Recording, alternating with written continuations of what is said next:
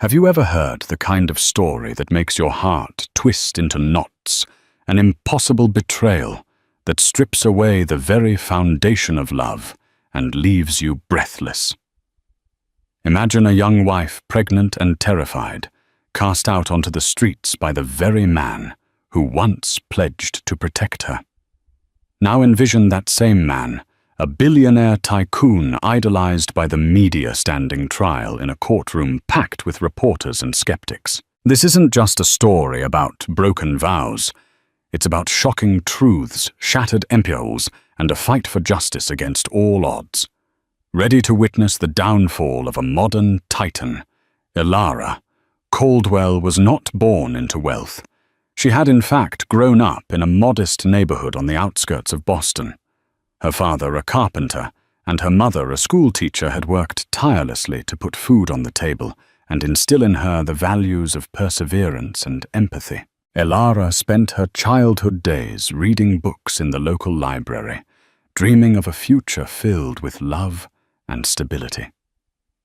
She often wondered if the fairy tales she devoured held a grain of truth, that somewhere out there a prince waited to whisk her away. At 25, she believed she'd found that prince in Xavier Caldwell, though few outside his circles knew his real name then. He was famously reclusive, with a near mythical status among venture capitalists. Newspapers and magazines identified him as a brilliant maverick, following in the footsteps of visionary moguls like Elon Musk and Bill Gates. Xavier, however, seemed different, quieter, more introspective, but commanding a presence that filled any room. Their whirlwind romance began when Elara was invited to a charity gala by a friend who thought she needed some excitement in her life. She had never stepped foot into such an opulent venue. Crystal chandeliers, gold-lined pillars, and the hum of classical music swirling in the background. Xavier spotted Elara in a corner, nursing a glass of sparkling water. His first words to her were disarmingly simple. "I'm Xavier. You look like you're about to run for the door." A short conversation turned into an hour, then two. He was unlike anyone Elara had ever met, polished, articulate, and impossibly wealthy. Yet it was his vulnerability that drew her in. He spoke of big dreams, building a tech empire that would reshape global commerce, revolutionizing e-commerce platforms, AI, real estate, you name it.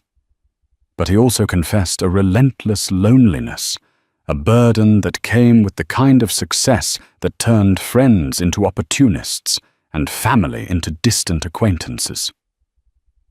Their courtship was rapid. Within months, Xavier proposed in front of a small gathering at a beach house in Malibu. The sky had blushed with pastel hues of pink and orange as he knelt on one knee. Though they'd been together for only a short while, she accepted. The ring was a symbol of his wealth, a flawless diamond that sparkled like a star. But Elara told herself it was the man, not the money, that captured her heart. They married quietly. No prying eyes, no paparazzi.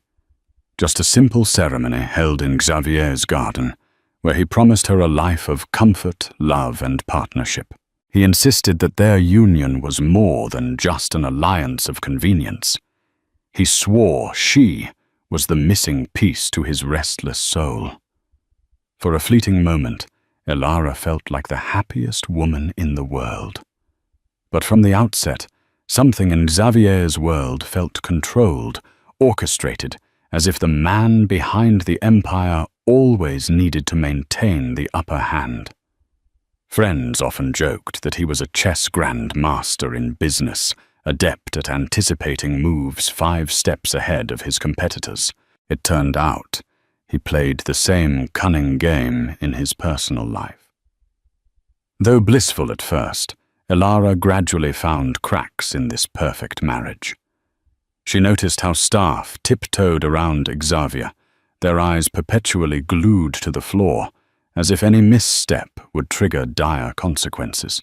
She saw the glances he exchanged with his chief financial officer, the suspiciously locked doors to certain home offices she was forbidden to enter, and the hush that fell whenever his phone rang from unknown numbers.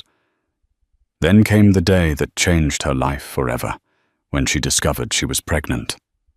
She had been overjoyed imagining a child who would unite them more deeply, a chance for both of them to experience unconditional love. But the moment she told Xavier, his reaction was muted. He offered her a stiff embrace, congratulated her, and then excused himself to make a call. That moment planted the first seed of doubt in Ilara's mind about whether she truly belonged in his carefully constructed world. What she never could have predicted was that Xavier was about to dismantle her life with the cold detachment of a man closing out a failed business deal. Their marriage might have been a union of hearts for her, but for him, it was turning into something else entirely. A week after Ilara's pregnancy test, she woke up to an unsettling silence. Typically, Xavier's personal chef would be bustling in the kitchen, preparing elaborate breakfasts. His driver, Mikhail, would already be waiting outside black SUV, polished to a shine, ready to whisk Xavier off to his office. There would be staff scurrying around, tidying, dusting, fluffing pillows. Yet on this morning, the house was so quiet that Ilara could hear the hum of the air conditioning. Cautiously, she navigated the marble-floored corridors. The luxurious home, typically buzzing with controlled commotion, felt as vacant as an abandoned museum. She passed by the large portrait of Xavier's late mother, a philanthropic icon once recognized by the Bill and Melinda Gates Foundation. The eyes in the painting seemed to follow her, almost pitying her confusion. She reached the kitchen to find the place deserted. A single note lay atop the counter. The message in neat calligraphy read, "Madame, we have been instructed to cease our duties until further notice. We wish you well." It was signed by head butler Robert, a man who had always shown Ilara kindness. Heart pounding, Ilara raced to Xavier's home office, one of the few rooms not locked. She found it stripped of nearly everything. Only an empty desk remained where a half-dozen monitors once glowed. The shelves which held thick portfolios and international business contracts were bare. All that remained was a single sealed envelope addressed to her. Her hands trembled as she opened it. The letter was from Xavier's legal counsel, not from Xavier himself. It spoke in formal, frigid language. Effective immediately. All marital obligations are suspended. Mrs. Caldwell is advised to vacate the premises. Further communication will be handled through my office. She read the paragraphs in disbelief, struggling to reconcile the meaning of these words with the man she'd called husband. Her mind raced. Perhaps Xavier was in trouble. Maybe he had to flee the country on urgent business, or maybe he was protecting her from something. She tried to muster any scenario that would make sense beyond the plain meaning of those letters that her husband was effectively kicking her out, pregnant and alone. In a panic, she made calls to Xavier's personal phone, his CFO, even the receptionist, at his corporate headquarters. She was met by either silence, disconnected lines, or vague responses. "I'm sorry, but Mr. Caldwell isn't available." She found her personal belongings, clothes, keepsakes, even her wedding ring neatly packed in suitcases and stacked near the entrance. Next to them lay an eviction notice stamped with official seals. She crumpled to the floor in disbelief. How could a man she loved, someone who said he needed her, push her away in such a cruel, calculated manner? Desperation led her to dial old acquaintances, but her calls went straight to voicemail. Over the past months, she had isolated herself at Xavier's request. She'd abandoned her job, discontinued her lease on her old apartment, drifted away from her friends. Even her parents were halfway around the world, temporarily residing in France to care for a sick relative. She was in short alone, in a city that revered her husband as a tech luminary and philanthropic genius with no one to turn to. Soon security guards arrived, men she recognized from the estate's perimeter. They politely but firmly escorted her out. No violence, no shouting, just the sort of business-like efficiency that had always characterized Xavier's dealings. Within minutes, Elara stood on the sidewalk with 2 suitcases and nowhere to go. The gates to the Caldwell mansion closed behind her with a final resounding click. She stared at the grand facade, tears streaming down her face, uncertain of how she would survive the day, let alone care for the child growing inside her.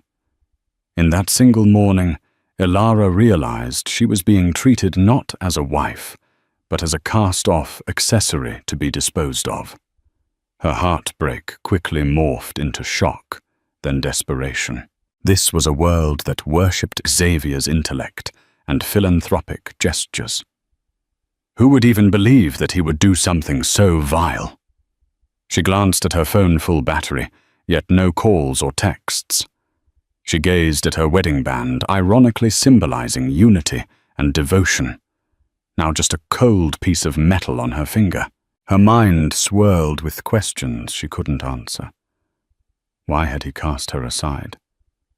Was it because of the pregnancy? Had she unwittingly sabotaged one of his grand plans by expecting a child? She had no illusions about the precariousness of her position. She was pregnant, homeless, and financially cut off from the man the world hailed as a billionaire savant.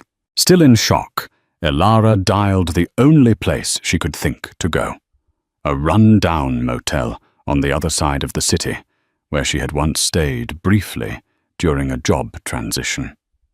She had little money, only what remained in her personal checking account. She flagged a taxi and gave the address.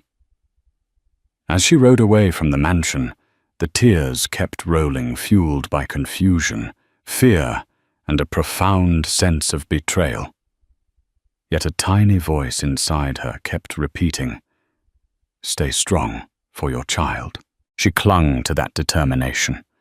She might be alone for now, but she wouldn't let her unborn baby become a casualty of Xavier's cruelty. That resolve would see her through what was to come, though she had no idea how twisted the path ahead would become. The motel Elara checked into was a stark contrast to the luxury she'd just been exiled from, peeling wallpaper, stale air, and a room barely larger than a closet. Still in shock, she sat on the worn bed, clutching her prenatal vitamins like a lifeline. Everything she'd believed in her home, her marriage, had vanished overnight. She forced herself to eat a peanut butter sandwich made from a few groceries she could afford. Each bite reminded her she had to stay strong for her unborn child. The news that night made it worse. Xavier was on TV smiling, promoting a new tech venture. No mention of his pregnant wife, now sleeping on a lumpy mattress in a budget motel. The next day, with no support and limited funds, Elara searched for help.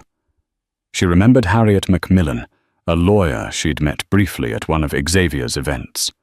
Grasping at hope, she left a voicemail. "Please, I need help. I have nowhere else to turn." With that message, Elara began to fight not just for survival, but for justice. 2 days later, Elara was finishing a cup of lukewarm tea in her cramped motel room when her phone buzzed. She nearly dropped it in her haste to answer. A cool, professional voice came through. "This is Harriet Macmillan, returning your call." "Elara, isn't it?"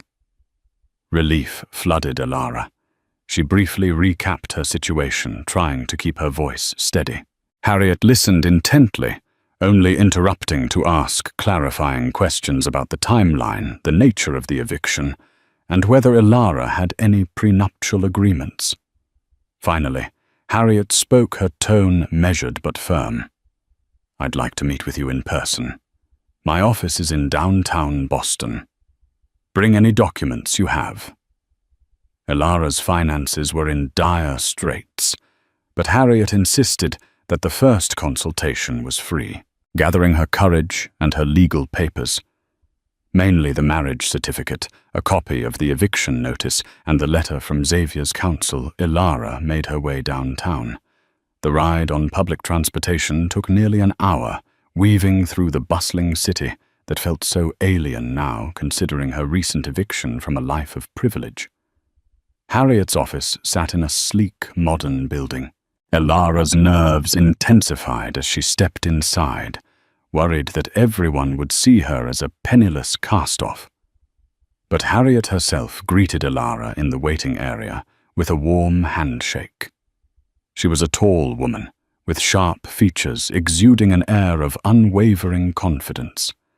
Her short cropped hair and tailored pantsuit suggested someone who thrived in the corporate world, a far cry from the disheveled, frightened person Elara felt like at that moment. In a private conference room, Harriet laid out a notepad and began to ask more detailed questions.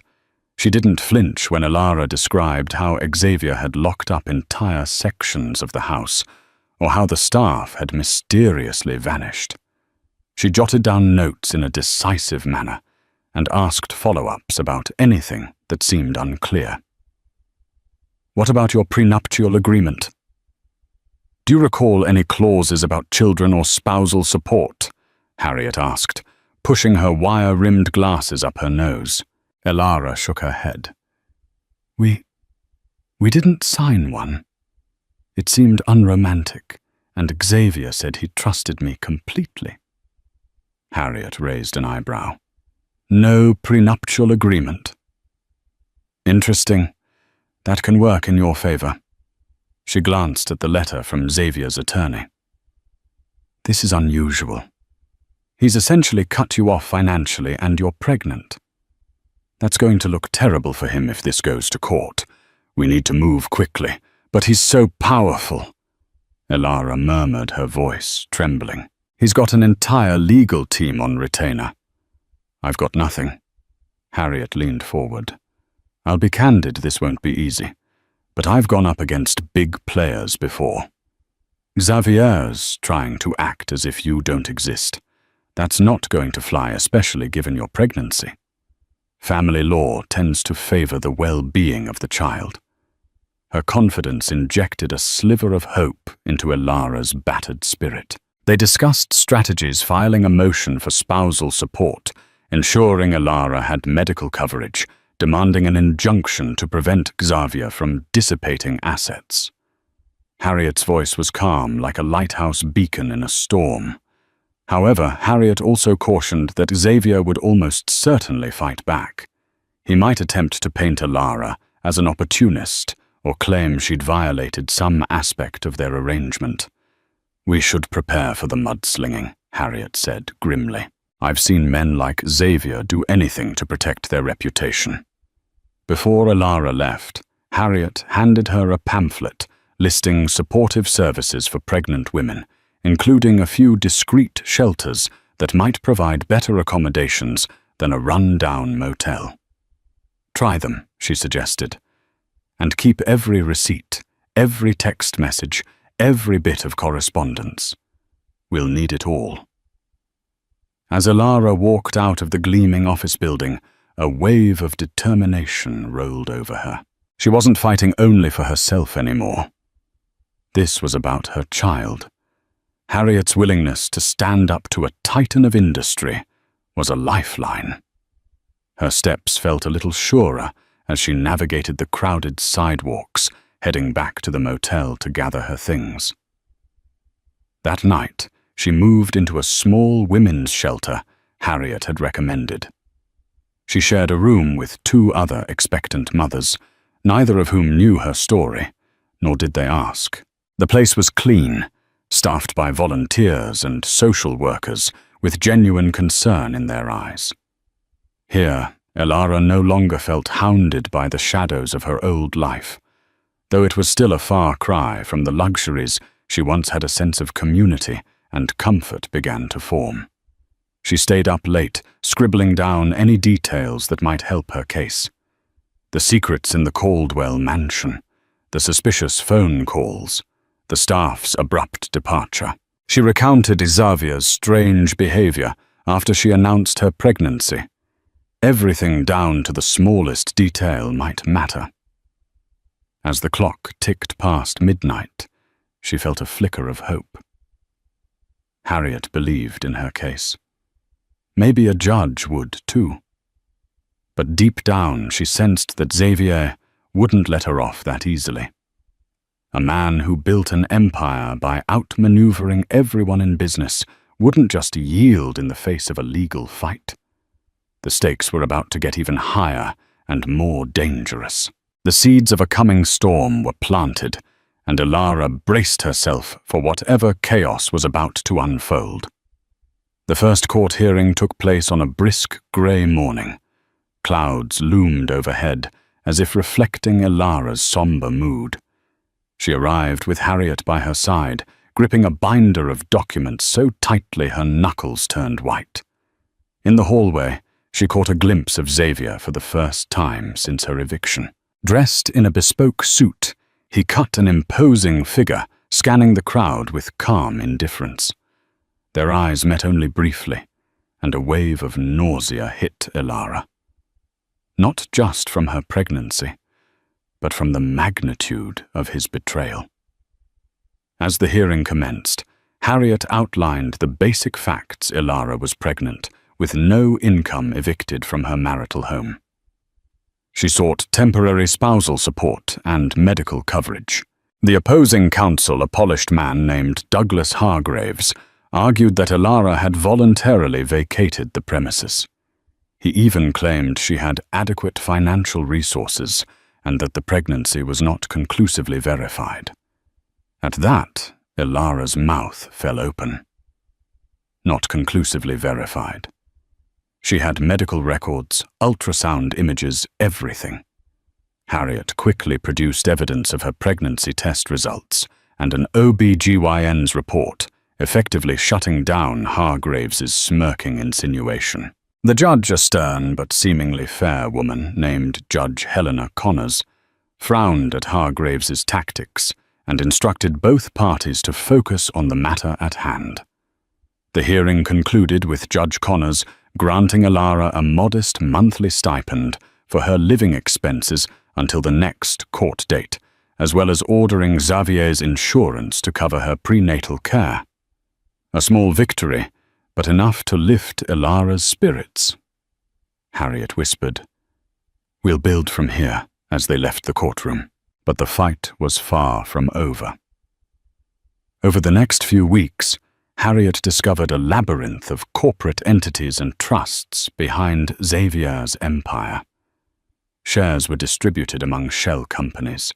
Real estate holdings were in offshore accounts, and assets shifted daily. It was a puzzle only a skilled financial sleuth could decode. Xavier was clearly trying to bury any semblance of personal wealth behind complex legal structures, so Elara would have little to claim. Meanwhile, the media caught wind of the hearing. Headlines emerged, philanthropic tech mogul's marital troubles, but the coverage remained sympathetic to Xavier. Gossip blogs speculated that Elara was a gold digger seeking a quick payout. Social media erupted with rumors that she'd been unfaithful. Strangers hurled insults at her, online calling her manipulative or labeling her pregnancy a trap. The onslaught of negativity stung especially when she was already feeling vulnerable. Harriet advised Elara to stay off social media. "People are going to have opinions," she said kindly, "and they'll make up stories to entertain themselves. Focus on what matters, building our legal case and taking care of your health." Despite the emotional toll, Elara pressed on. She found a part-time job typing transcripts for a small publishing company, just enough to keep herself busy and earn a little money. She spent evenings combing through any records she could find, that might tie Xavier's personal fortune to his corporate accounts. The more she discovered, the more her sense of betrayal grew. The entire marriage felt like a carefully orchestrated sham. It wasn't just that she had lost her home. She had lost her faith in the man she believed she knew. Occasionally, she'd have fleeting memories of tender moments with Xavier, like the time they slow danced in the moonlight on the balcony of a Tuscan villa during their brief honeymoon. Or the time he lovingly prepared her favorite dish, spinach lasagna, and teased her about her horrible taste in reality TV shows. These recollections haunted her dreams at night, leaving her questioning how a man capable of such warmth could turn so cold. One afternoon, Harriet invited a forensic accountant named Samson Armitage to their meeting. Samson was a soft-spoken man in his early 50s, with salt and pepper hair and a knack for unraveling financial mysteries. He greeted Elara politely, then opened a thick file. "We've found some anomalies," he began, showing them charts of transactions that zigzagged across continents. "There are large sums moving to and from trusts in the Cayman Islands, the Isle of Man, and Luxembourg. Likely more. Caldwell Industries is also funneling money into partnerships that are 90% owned by Xavier Caldwell himself, but are named under shell entities." Elara's stomach churned. She realized that even if she won a court ruling, collecting anything from Xavier might be an entirely different matter. He was layering his assets with such complexity that prying them free would be akin to scaling an endless mountain. Harriet, however, was undeterred. "We'll build a narrative," she told Elara. "Judges hate it when wealthy spouses hide assets. It offends the court's sense of fairness. If we can document how Xavier is shifting money around, we'll strengthen your claim." That evening, Elara returned to the shelter, exhausted but somewhat hopeful. She had Harriet Sampson and a small team of paralegals working tirelessly to illuminate the truth. Although the media storm raged on, Elara was learning that public opinion ebbs and flows. The courts at least required evidence, not hearsay. She reminded herself, "Stay strong. Protect your child. Fight for justice." The legal labyrinth was complex and daunting, but she vowed not to let Xavier's empire crush her without a fight.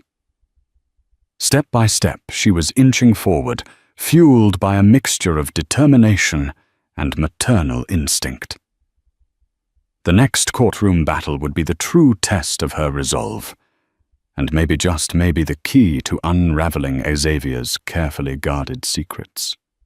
The next few weeks brought an unsettling tension to Elara's life. Though she continued to live at the shelter and work part-time each day, felt like walking through a minefield. On the surface, she was coping, eating as well as she could, attending prenatal checkups, and meeting regularly with Harriet. But underneath a low-grade dread shadowed her every move. She'd seen the depths of Xavier's ruthlessness, and she had no illusions that he'd remain passive. Sure enough, the rumor mill churned faster. Speculative tabloids picked up a mysterious story. Billionaire's wife, linked to former flame, accompanied by grainy photos of Elara from years ago, standing beside an ex-boyfriend at a college party. The piece insinuated that the child might not be Xavier's. Even more disturbing were mentions of discovered diaries where Elara allegedly penned fantasies of wealth and social climbing. The diaries, of course, were entirely fabricated, and Harriet moved swiftly to issue a cease and desist. But the damage was done. In the court of public opinion, where sensational headlines thrive, the story gained traction. Elara's stress soared. She worried that even if these rumors were false, the courts might be swayed by the surrounding noise. Harriet, sensing her fear, reassured her that real judges require credible evidence, not tabloid gossip. "But it's not just about the law," Harriet lamented. "Xavier knows how to manipulate narratives. We've got to stay vigilant. Meanwhile, Samson continued dissecting Xavier's financial labyrinth. He discovered that Caldwell Industries had recently launched a major philanthropic initiative, a $200 million donation to a global education fund publicly lauded by high-profile figures, including Warren Buffett. The news overshadowed the scandalous rumors painting Xavier as a benevolent philanthropist. Elara recognized this as a well-timed publicity stunt, possibly orchestrated to steer attention away from her pending lawsuit. Still, she found allies in unexpected places. A journalist named Martin Ross from the Boston Herald approached her discreetly, claiming he had evidence of corporate malfeasance within Caldwell Industries. Over a coffee in a quiet cafe, Martin confided that rumors of insider trading and shady mergers had been circulating for months. "I can't print anything yet," he said, sipping his coffee. "But if I get something solid, I'll blow this wide open." Elara was wary. She didn't trust easily anymore, especially not journalists, given the tabloids' treatment of her story. But Martin handed her a business card and said, "If you learn anything that ties Caldwell to these alleged crimes, call me. We both want the truth." She tucked the card into her pocket, unsure if she'd ever use it. However, part of her wondered if shining a light on Xavier's potential illegal activities might be the leverage she needed in family court. Though Harriet had warned her that going public could complicate matters, especially if Xavier retaliated, the possibility lingered in the back of Elara's mind. One morning, Harriet invited her to a strategy session in the same conference room they often used. Samson was there, as well as Harriet's paralegal Tina. The atmosphere was tense. Harriet cut to the chase. "We need to present a compelling case that Xavier is using fraudulent means to hide his marital assets. With the evidence Samson has gathered so far, we can request a subpoena for additional financial records." Samson chimed in, "We'll need forensic imaging of certain computers and servers. If the court grants it, we'll have a better chance of uncovering how he's diverting funds." Elara nodded, though she felt overwhelmed. "And then what?" Harriet exhaled. "Then we confront him in court. He either opens the books or he faces judicial penalties. But don't forget, he'll throw everything he has at us. His lawyers, the media, public opinion. This is going to be war." Despite the looming battle, Elara felt a spark of gratitude for Harriet and Samson's dedication. She couldn't have imagined a more committed team. They could have easily dismissed her case, seeing it as too risky or not lucrative enough. But something about her plight, perhaps the moral imperative to protect a pregnant woman from an unfeeling billionaire, kept them invested. Later that evening, back at the shelter, Elara found a moment of relative peace in the lounge area, sipping chamomile tea. A faint kick in her abdomen made her smile. The baby was growing stronger every day, and so was she in a way she'd never expected. She was standing up against one of the most powerful men in the city, maybe even the world, and she was still here, still fighting. Yet a disturbing thought crept in. If Xavier was capable of fabricating diaries and spinning rumors to discredit her, what else could he do? The next move might be even more devastating. As she lay in bed that night, listening to the rhythmic breathing of the other women in the shelter, her mind wrestled with a single question. How far would Xavier go to protect his empire? And would she and her unborn child survive the fallout? Weeks turned into months, and Elara's pregnancy advanced. Her belly was now visibly round, a reminder of the life pulsing within her. She tried to find solace in each gentle flutter and kick, forging a bond with her unborn child. Yet the legal and emotional battles showed no sign of relenting. Harriet had filed a motion for a more thorough financial disclosure from Xavier. The court responded by scheduling a major hearing, one that could force Xavier to submit detailed records. Xavier's legal team objected vehemently, claiming it was an invasion of privacy, but Judge Connors appeared unconvinced by their arguments. The stage was set for a legal showdown. One evening, Harriet called Alara at the shelter voice, crackling with urgency. "You need to come to my office. Samson discovered something big." Heart pounding. Alara hopped into an Uber and arrived at Harriet's building under a canopy of streetlights. She found Harriet, Samson, and Tina huddled around a laptop in the conference room, eyes locked on the screen. Samson beckoned her closer. "We've been sorting through some obscure corporate filings from Caldwell's affiliated companies," he began. "Look at this." On the screen were documents revealing that a subset of Caldwell Industries, an AI research lab, had received massive funding through shell companies registered in Belize. Attached were email exchanges, presumably between Xavier and his CFO, discussing off-the-books transactions, bribes to foreign officials for favorable contracts, and labyrinthine routing of funds to avoid taxes. Alara's jaw dropped. "Is all of this illegal?" Samson nodded gravely. "Potentially very. This suggests money laundering and bribery under the guise of tech investments. It's beyond just hiding money from you. It's criminal misconduct." Harriet frowned. "We can use this as leverage. If we present this in family court, it could undermine his credibility and force him to comply with asset disclosure. But we have to be extremely cautious. If we hand this over to law enforcement or the media prematurely, it could compromise your divorce case, or it could vanish." Alara felt a rush of conflicting emotions. Vindication, fear, and an overwhelming sense of just how deep Xavier's corruption might go. She thought of Martin Ross, the investigative journalist, and his hints about corporate wrongdoing. This evidence could confirm his suspicions and blow open a massive scandal. But was it worth the risk to her personal case? Harriet went on. "If we can tie these funds directly to Xavier, he'll have no choice but to negotiate.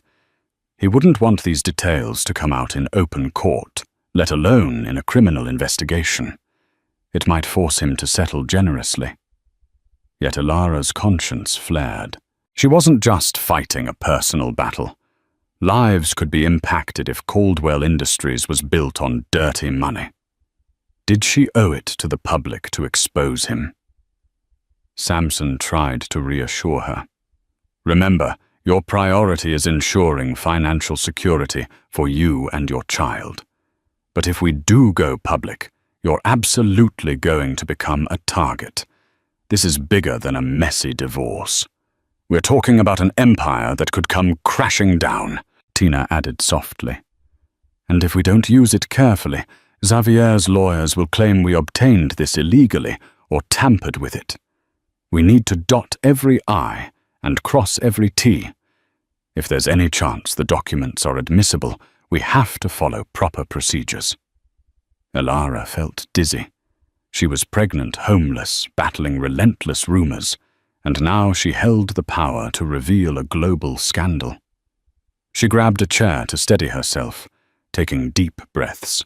In the short term, Harriet and Samson agreed to secure the documents while planning the next legal steps. Meanwhile, Harriet advised Alara to remain vigilant. "If Xavier finds out we have this, he'll do anything to stop us." That night, Alara slept fitfully, images of corporate espionage and shady deals swirling in her mind. She recalled the early days of their marriage, how Xavier would spend long nights in his office, murmuring on phone calls in languages she didn't understand, always quick to close his laptop when she entered. Suddenly, all those small, odd moments crystallized. She'd been living alongside a man with hidden depths of corruption. As dawn broke, she resolved that if exposing Xavier's criminal activities could protect her child's future and bring some semblance of justice, she had to see it through. The next courtroom hearing wasn't just a step in a divorce proceeding. It was a fuse leading to a potential explosion that might consume Xavier's entire empire, and she had the matches. With her belly growing by the day and her spirit hardened by betrayal, she prepared for a fight that could change her life and possibly the world beyond it. The day of the major court hearing dawned cool and clear, an odd contrast to the storm of anticipation Elara felt inside. She arrived with Harriet and Samson, each lugging boxes of meticulously organized documents. Outside the courthouse, a throng of reporters snapped photos and shouted questions. Elara kept her head down, her heart hammering against her rib cage as she navigated past the flashing cameras and swirling microphones. Xavier appeared calm and unhurried, flanked by his legal team. He cut an almost regal figure in a midnight blue suit, responding to reporters' questions with clipped politeness, dismissing the case as a private family matter. But Elara sensed an undercurrent of tension in his posture. Perhaps he suspected the bombshell Harriet was about to drop. Judge Connors presided, her face stern, as she called the proceedings to order. Harriet began by reiterating Elara's request for full financial disclosure. Hargraves, Xavier's lawyer, retorted that they had already provided sufficient documents. Harriet, however, wasn't deterred. "We have reason to believe Xavier Caldwell has substantial assets hidden in offshore accounts," Harriet stated, her voice resonating through the silent courtroom. She produced a series of exhibits referencing suspicious wire transfers, shell companies, and the pattern of bribes. The tension in the room escalated palpably. Xavier's expression hardened. Hargraves immediately objected, claiming these documents were obtained illegally, lacking proper authentication. The judge studied the material, occasionally glancing at Harriet over the rim of her glasses. Harriet responded, "Your Honor, we are prepared to authenticate these documents via a forensic accountant's affidavit." Samson rose and solemnly swore that he had compiled the evidence using legitimate research methods and public filings. Harriet continued, "In light of these revelations, we ask the court to compel Mr. Caldwell to produce complete financial records, including all corporate accounts in which he holds a controlling interest." Judge Connors took a moment to peruse the evidence. The gravity of the accusations, money laundering, bribery, asset concealment, was not lost on her. She looked to Xavier's side. "Mr. Hargraves, your client's response?" Hargraves shifted uncomfortably. "We dispute the authenticity of these documents and the inferences Ms. Macmillan is drawing. These are baseless allegations designed to smear my client. We request a postponement to allow our own forensic experts to review." Harriet shot back. "Meanwhile, my client continues to be denied rightful financial support. We request an immediate court order for provisional access to funds given the high likelihood of Mr. Caldwell's concealment." Elara watched Xavier's face contort ever so slightly. She'd seen that look before, a mixture of anger and fear, a crack in his calm facade. He leaned toward Hargraves and whispered urgently. Judge Connors tapped her gavel, demanding order. After a tense back and forth, the judge made her ruling. "I will order a thorough independent audit of Mr. Caldwell's finances, with full cooperation required. Additionally, given the plausible evidence of asset concealment, I'm granting an increased temporary spousal support for Mrs. Caldwell to ensure her well-being throughout her pregnancy. The matter of final distribution of marital assets will be determined once the audit is complete." The gallery erupted in hushed murmurs. For Elara, It felt like the first major victory. Official acknowledgement that Xavier might be hiding significant wealth and that she was entitled to more support. Harriet squeezed her hand reassuringly under the table. Xavier stood abruptly as the hearing adjourned. He shot a glare at Elara across the courtroom, a glare that promised retaliation. Hargraves tried to placate him, but he brushed his lawyer aside and strode out, cameras flashing in his wake. Outside reporters swarmed Elara and Harriet. The mood shifted. The scandal had become tangible. Harriet gave a brief statement, emphasizing that they trusted the legal system to bring the truth to light.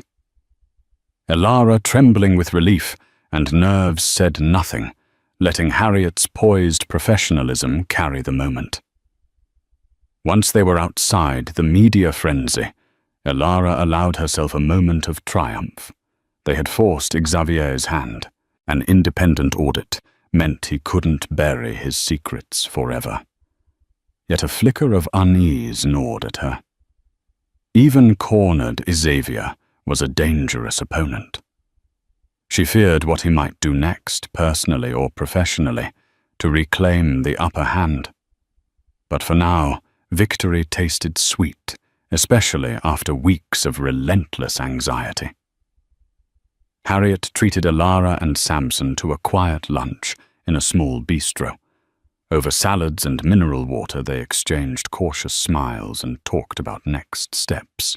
They'd have to stand firm through the audit, respond to each legal challenge, and keep forging ahead until a final settlement was reached, or until Xavier's entire web of deceit unraveled.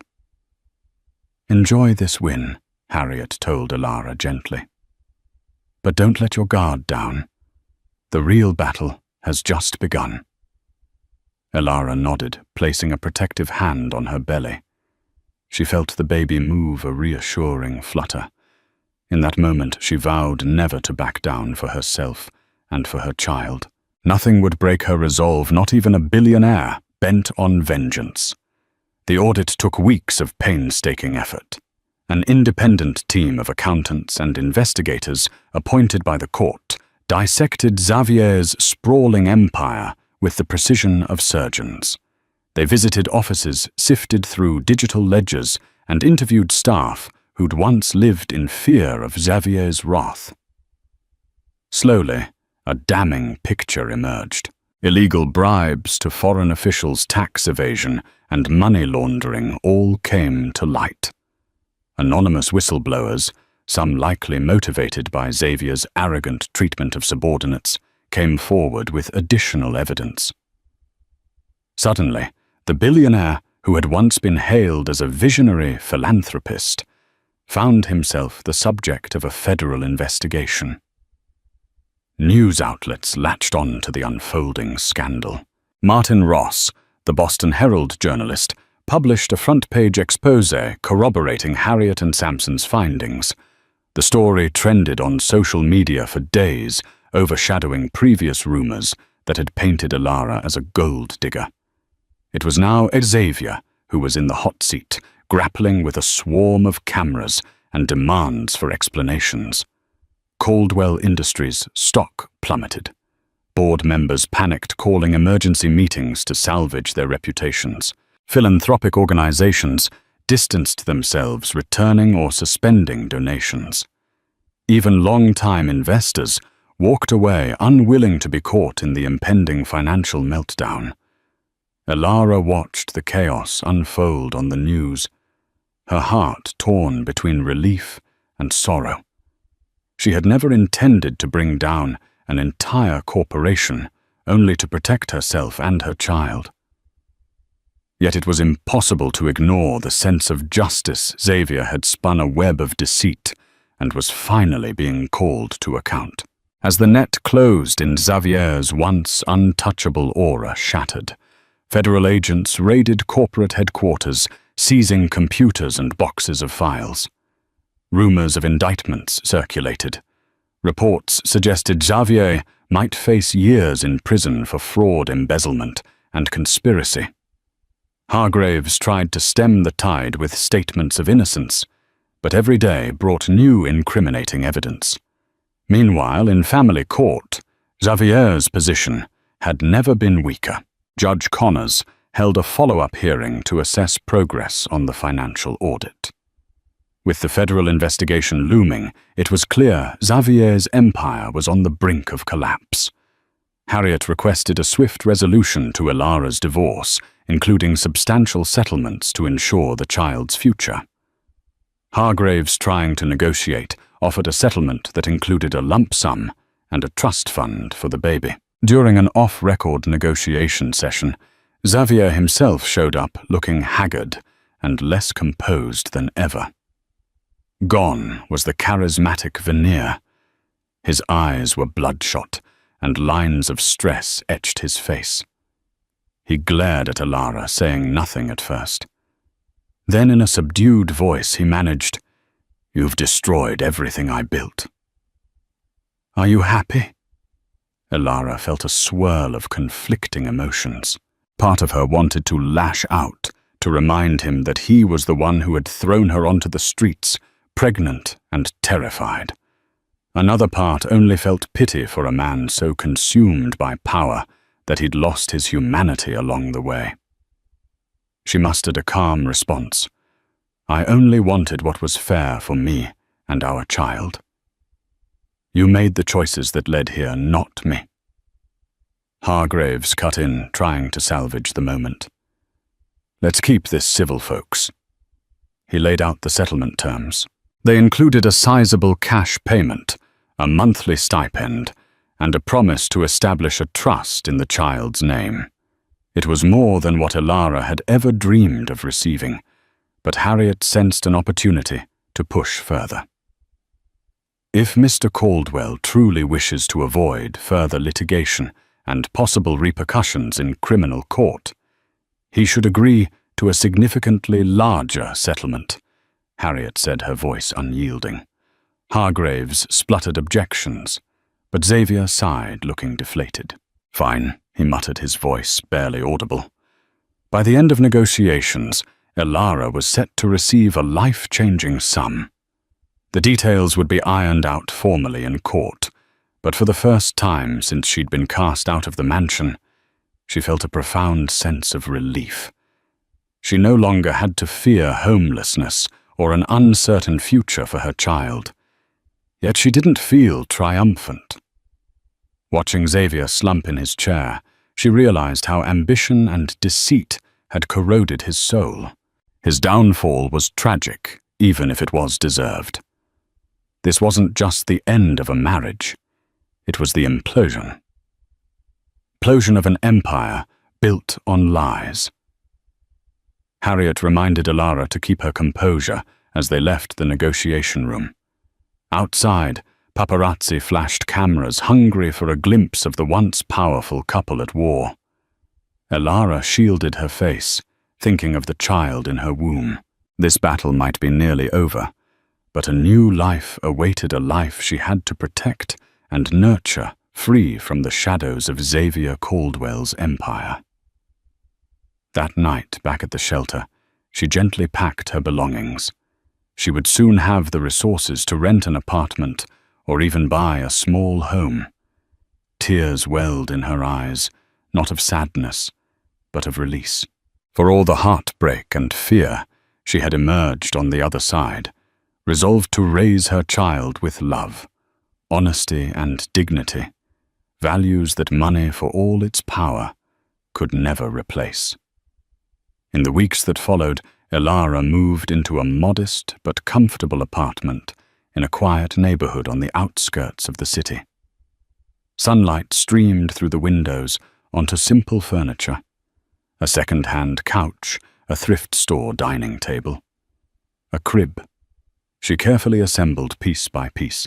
She felt a mix of pride and gratitude every time she glanced at the baby's growing space, complete with soft blankets and a few plush toys. Her legal divorce from Xavier was finalized in a low-key court proceeding. The settlement funds, monitored by a court-appointed trustee, were placed into Elara's account. A significant portion was also allocated into a secure trust for the child's education and future well-being. Xavier himself was conspicuously absent, reportedly preparing for a potential criminal trial. Elara signed the final paperwork with Harriet by her side, tears silently rolling down her cheeks.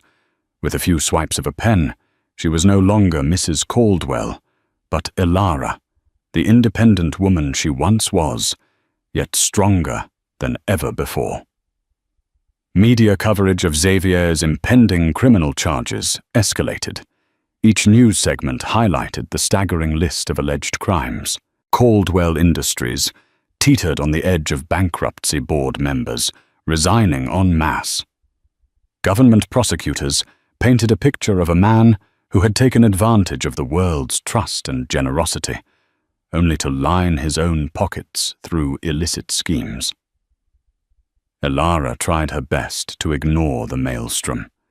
She attended prenatal classes, practicing breathing exercises and learning about childbirth. She made friends among the other expectant mothers, forging bonds that felt more genuine than the superficial social circles she once inhabited. Sometimes she caught glimpses of a tabloid on a newsstand, headlines like "Caldwell's Empire in Ruin" or "Billionaire's Betrayal." She walked past, uninterested in the lurid details. For her, the story was old news. She was focused on the road ahead. One afternoon, she met Harriet for tea. It had become a friendly tradition. No more stiff conference rooms or frantic phone calls, just two women who'd weathered a storm together. Harriet sipped her Earl Grey, smiling softly. "How do you feel now that it's all over?" Elara considered the question. "I feel lighter, free. I won't pretend it didn't hurt. But there's relief in knowing I can move forward without fear."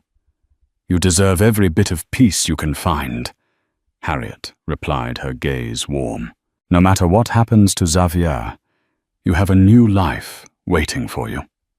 They chatted about the baby, about Harriet's own career aspirations, and Sampson's continued sleuthing on other high-stakes cases. Elara learned that Harriet had taken on more pro bono work since Elara's case, driven by a renewed sense of purpose in helping those who couldn't fight for themselves. Later that evening, while folding tiny onesies in the nursery corner of her apartment, Elara felt a sudden shift in her abdomen. A contraction, a real one. Then another. Panic flickered through her. The doctor had warned her she was close to her due date, but somehow it still caught her by surprise. She texted Harriet, who immediately offered to drive her to the hospital. The next hours blurred as she breathed through waves of pain, guided by a compassionate nurse and an obstetrician on duty. Harriet stood by her side, phone in hand, reassuring her. Elara held on to Harriet's arm and pressed through each contraction, sweat beading on her forehead. Finally, with a final powerful push, the cry of a newborn filled the room. "It's a girl," the doctor announced. They placed the tiny wailing infant on Elara's chest. Overwhelmed by emotion, Elara cradled her daughter with tears streaming down her face. In that moment, all the trials, betrayals, and heartbreak faded in the presence of pure, unconditional love. Harriet discreetly stepped out, giving them space. Elara studied her daughter's delicate features, the small nose, the scrunched eyes, the wisps of dark hair. She whispered a promise to raise her with honesty and kindness, to protect her from the lies and cruelty that once entangled their lives. In the days that followed, she brought her daughter home to their humble apartment. Each morning she awoke to soft coos and the warmth of new beginnings. Life wasn't perfect. She was a single mother starting from scratch. But she carried no illusions this time. She knew hard work and determination lay ahead. Yet in that simplicity, there was an honesty that made her heart soar. Looking back, she realized the end of Xavier Caldwell's empire was also the genesis of her own story, one marked not by money or prestige, but by resilience and hope. Each step she took now was grounded in a truth she'd earned through pain and perseverance. She would never again be the naive woman who believed in fairy tale promises. She was her own hero, writing a brand new chapter for herself and for the tiny life in her arms. Never let anyone tell you that your life's worth is measured by someone else's wealth, power, or status. Elara's journey through betrayal, homelessness, and heartbreak proves that true strength lives within us, even when we think all is lost. In the face of monstrous adversity, she found the courage to fight back, to stand up for her rights, and ultimately to break free from a web of deception that had once seemed inescapable. Her courtroom triumph wasn't just about a legal victory. It signaled the dawn of a new life free from fear. Now a devoted mother, Elara, holds her baby close, embracing a future shaped by resilience and self-respect. If her story moved you, remember we all have the power to rise above life's most harrowing challenges. So please like, share, and subscribe to our channel together. Let's spread stories of hope and empowerment far and wide.